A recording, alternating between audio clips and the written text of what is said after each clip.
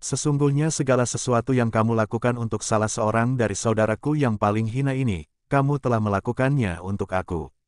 Sesungguhnya jika biji gandum tidak jatuh ke dalam tanah dan mati, ia tetap satu biji saja.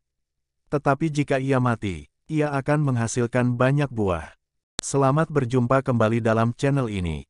Video kali ini berlokasi di Biara Suster Kanosian Nurobo dan Paroki Santa Maria Fatima Nurobo. Isi video ini menampilkan berbagai jejak karya dan peristiwa seputar persiapan dan perayaan hari ulang tahun kelahiran Santa Magdalena Canossa yang ke-250. Perayaan ini dilaksanakan oleh komunitas suster-suster Canossa di Paroki Santa Maria Fatima Nurobo, Dekenat Malaka, Keuskupan Atambua, Sabtu, tanggal 18 Maret tahun 2023. Kehadiran para suster di Nurobo telah memberikan warna yang sangat signifikan dalam pelayanan kepada masyarakat, bukan hanya kepada umat paroki Nurobo tetapi juga kepada umat lain dari luar paroki melalui pelayanan di bidang pendidikan, kesehatan dan kursus-kursus keterampilan rumah tangga bagi para wanita muda. Mereka juga membantu pelayanan pastoral paroki seperti memimpin ibadah mingguan di stasi dan lingkungan, kunjungan keluarga dan secara khusus bagi mereka yang mengalami persoalan keluarga dan yang menderita sakit. Pelayanan para suster Canossa tentunya didasarkan dari semangat hidup seorang wanita hebat sebagai pendiri yakni Santa Magdalena Canossa. Berikutnya kita mengikuti narasi seputar sejarah dan riwayat hidup Santa Magdalena disertai sekilas tentang karya pelayanannya. Santa Magdalena Canossa, pendiri Kongregasi Suster Kanosian FDCC dan Kongregasi Imam Kanosian. Magdalena dari Canossa, lahir pada tanggal 1 Maret tahun 1774 di Verona, Italia. Ia adalah puteri dari pasangan, Markis Ottavio di Canossa dan Teresa Seluha. Ayahnya adalah seorang bangsawan terhormat di Canossa, dari Verona dan ibunya juga seorang puteri bangsawan dari Hungaria. Sebagai seorang puteri bangsawan, Magdalena kecil hidup dalam segala kemewahan dan kemuliaan duniawi, namun Tuhan ternyata memiliki rencana yang indah bagi bunga kecil dari Verona di Italia. Ketika Magdalena berusia 5 tahun, ayahnya meninggal dalam sebuah kecelakaan. Magdalena kecil mulai kehilangan kasih sayang sepeninggal ayahnya yang tercinta. Duka si kecil Magdalena semakin menyedihkan karena 2 tahun kemudian setelah ayahnya meninggal, ibunya meninggalkan istana bangsawan di Canossa untuk menikah lagi dengan seorang bangsawan dari Mantua. Magdalena mulai hidup di istana tanpa ayah dan ibu. Karena Magdalena bersama 3 orang saudaranya yang telah kehilangan ayah dan ibunya, lalu mereka diasuh oleh paman kandung yang bernama Girolamo di Canossa.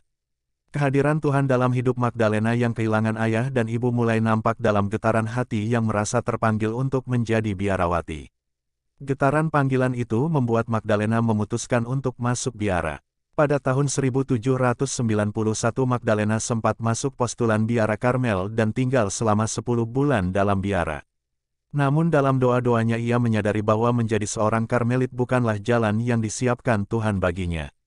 Ia lalu kembali ke istana keluarganya dan hidup sebagai seorang puteri bangsawan dan mengelola tanah luas warisan keluarga besarnya.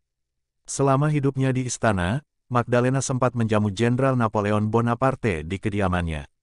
Jenderal Napoleon, yang kelak menjadi Kaisar Perancis, adalah sahabat baik keluarga di Canossa, dan selalu menjadi tamu agung di istana keluarga ini bila ia berkunjung ke Verona. Tercatat 3 kali Napoleon pernah tinggal di istana di Canossa, yaitu pada tahun 1797, 1805 dan 1807. Pengalaman ini membuat Magdalena tidak asing lagi dengan hidup yang sibuk dengan pelayanan kepada tamu terhormat, pesta dan kemewahan. Namun, sebagai putri bangsawan yang merasa dipanggil oleh Tuhan untuk menjalankan misi Tuhan, tidak pernah pudar oleh kemewahan istana. Mata seorang putri bangsawan tidak hanya memandang sekitar tembok istana tetapi juga menyaksikan hidup masyarakat luar yang penuh dengan banyak persoalan. Magdalena Canossa menyaksikan secara langsung kota kelahirannya berubah dari sebuah kota pelabuhan yang makmur menjadi kota yang kumuh penuh dengan para gelandangan yang hidup terlunta-lunta di jalanan. Keadaan menjadi semakin buruk akibat invasi pasukan Perancis ke Italia serta berbagai manuver politik dan militer dari Kekaisaran Austria yang sejak lama ingin menguasai kota pelabuhan yang makmur ini. Bahan pangan menjadi langka dan kekerasan merajalela di jalanan kota Verona.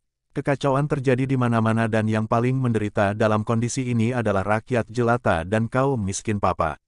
Menyaksikan situasi masyarakat ini, hati Magdalena bergejolak sedih karena penderitaan rakyat di kotanya. Kata-kata Yesus dalam kitab suci ini terus bergema dalam hatinya.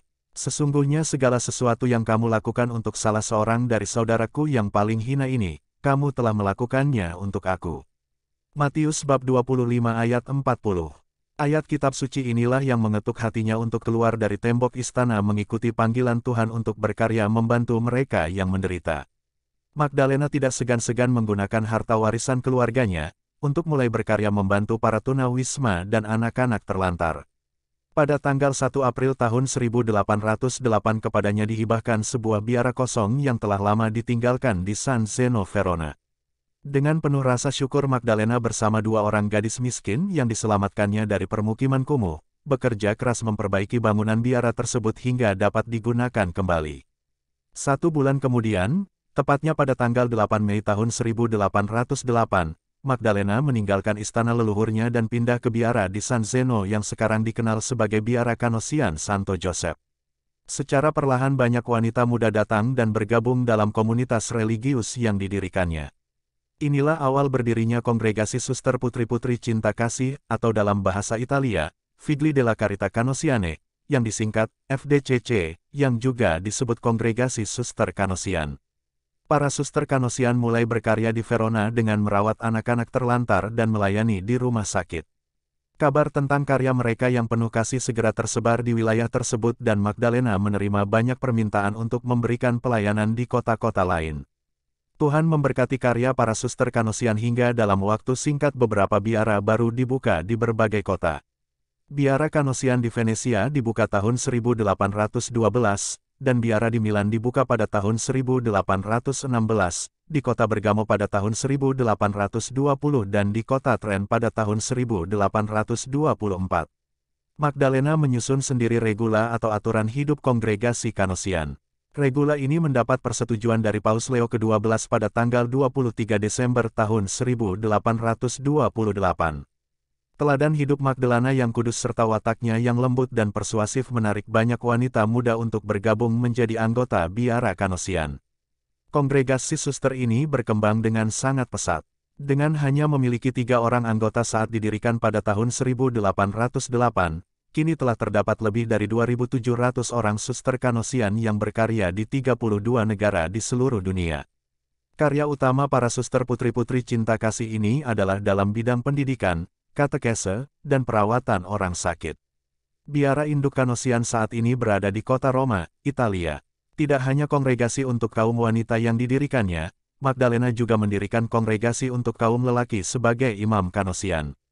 Maka pada tahun 1831 Magdalena mendirikan kongregasi imam Kanosian, Kanosian Sons of Charity, atau dalam bahasa Italia, Figli della Carità Canosiani, disingkat FDCC.